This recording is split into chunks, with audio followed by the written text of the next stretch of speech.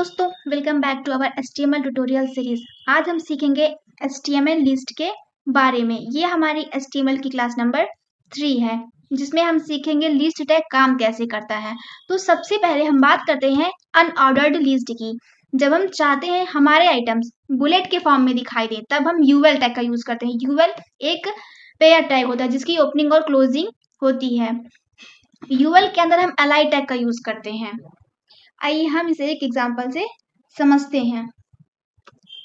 यूवेल की ओपनिंग और क्लोजिंग है, तो ये पेयर टैग होता है। यूवेल के अंदर हम एलाई टैग का यूज करते हैं। Ally tag means list tag, इसकी भी ओपनिंग और क्लोजिंग है, तो ये हमारा एक पेयर टैग हो गया। एलाई के अंदर हमने लिखा HTML, फिर उसके बाद control C copy, then paste, control V paste, control V paste. अब इसका आउटपुट, इससे आउटपुट में आइटम बुलेट के साथ दिखाई देता है, जैसे कि हमें ब्राउजर पर दिखाई पड़ रहा है कि हमारे आइटम के साथ बुलेट्स आ रहे हैं, वो भी बाय डिफॉल्ट डिस्क के फॉर्म में। अगर आप बुलेट का स्टाइल चेंज करना चाहते हैं तो लिस्ट स्टाइल टाइप का यूज कर सकते हैं। लिस्ट स्टाइल टाइप में आप नन कर सकते हैं, स्क्वायर कर सकते हैं, सर्कल कर सकते हैं।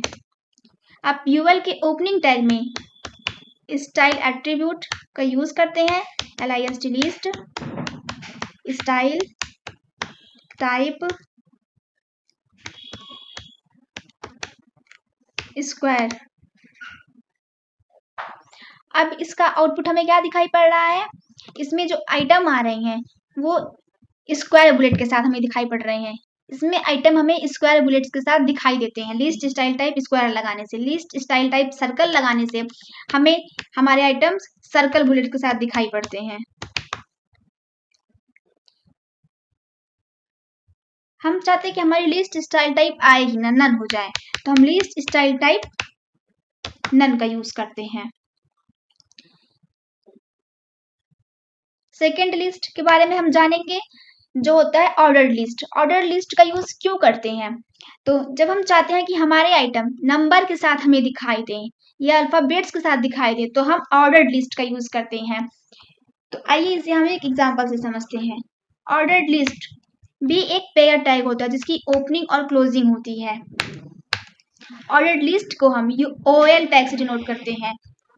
OL टैग के अंदर हम एलाई टैग का यूज करते हैं, जिसमें हम लिखते हैं HTML। बाकी कंट्रोल C से कॉपी, आगे paste, control V paste, control V paste, control V paste. अब इसका आउटपुट देखते हैं किस प्रकार शो होता है। तो हमें इसका आउटपुट नंबरिंग के साथ दिखाई पड़ रहा है कि जो हमारे आइटम्स हैं वो नंबर्स के साथ आ रहे हैं। हम ऑर्डर्ड लिस्ट के स्टाइल को चेंज करना चाहते हैं, हम इसे अल्फाबेट्स में दिखाना चाहते हैं या रोमन्स में दिखाना चाहते हैं, तो हम टाइप एट्रीब्यूट का यूज करते हैं। OL के ओपनिंग टैग में टाइप एट्रीब्यूट का यूज करते हैं और कैपिटल A से, कहाँ से स्टार्ट होगा? A से, हमारा जो है कैपिटल A में आएगा। देखिए अभी तक नंबरिंग में आ रहा था, अब हमारा आउटपुट कैसा आ रहा है? ABCD। अब हम चाहते हैं स्मॉल में है हमारा कैपिटल A, तो हम टाइप में स्मॉल A लिख देंगे। टाइप एट्रीब्यूट का यूज करके हम अपने OL के स्टाइल को चेंज कर सकते हैं। अब हम चाहते हैं कि रोमन में आए, तो हम स्मॉल I का यूज करते हैं। हम चाहते हैं कि कैपिटल रोमन में आए, तो हम कैपिटल I का यूज करते हैं।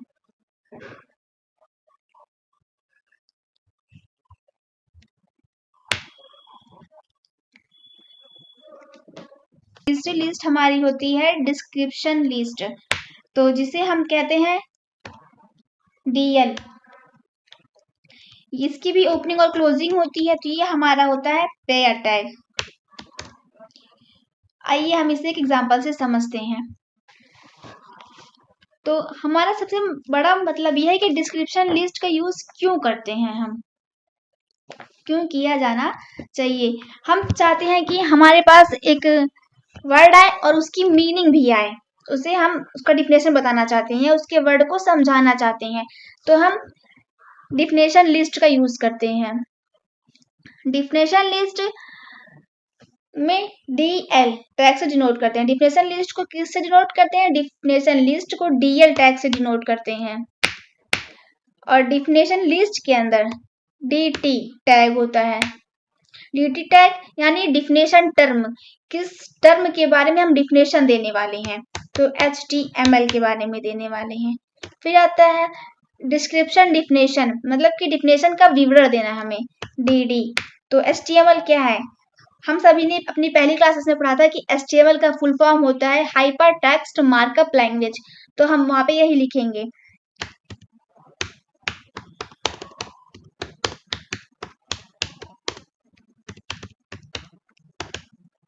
Hyper text markup language. फिर DT करके अब हम CSS के बारे में जानना चाहते हैं, CSS। फिर DD।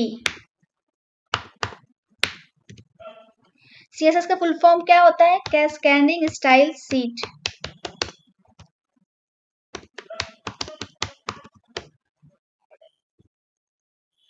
अब इसका आउटपुट देखते हैं हम।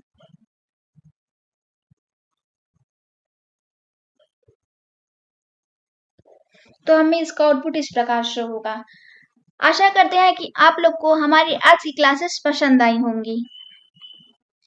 हम आने वाली क्लासेस में अपने देखेंगे anchor tag, image tag and video tags.